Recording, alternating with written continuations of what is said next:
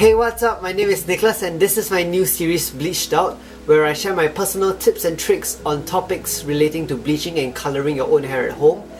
I'm not a professional, but I've been doing my own hair for a while now, so I just want to share the different things that I've learned and the mistakes that I've made.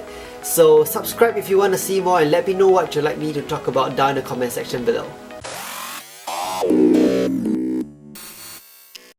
Today I want to talk about 10 things you need to know before you start bleaching your own hair at home.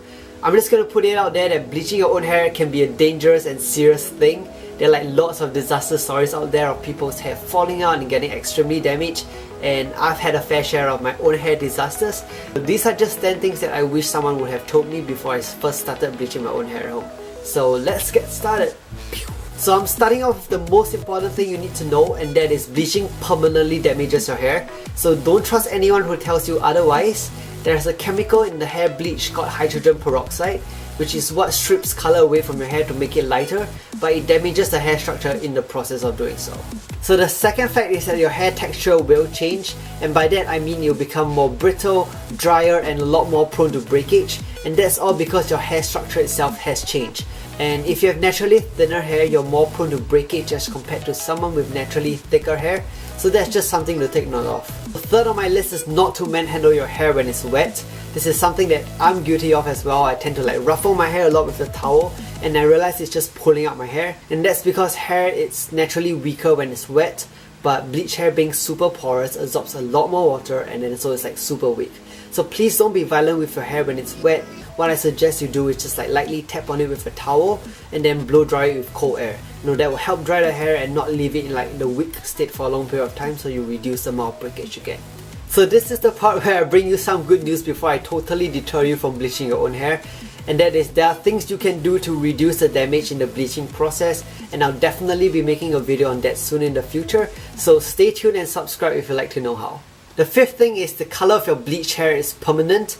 There's a misconception out there that the colour of bleach hair will actually fade out like hair dyes would after a few washes, but that's absolutely not true. The colour of your bleach hair will stay like that for a long period of time if you don't bleach it again or colour it. Next, if you have naturally dark hair like myself, be prepared to bleach your hair 5 to 6 times if you want to achieve a platinum blonde look, and just saying, that's going to mean a lot more breakage, so be mentally prepared. Fact number 7 is that you're not going to get white hair from bleaching your hair alone. The colour of hair protein is actually very much like sour cream Pringles. It's like a light straw colour, and so you never get white no matter how many times you bleach your hair. That was something that I used to think, and I ended up destroying my hair because I bleached it so many times and I didn't get the white that I wanted. So what you actually need is a hair toner to neutralise the yellow, and then that's how you get white hair. Next, there will be an awkward phase where your dark roots just look really out of place, and that's why I call beanie season. But once that's over, you'll be fine.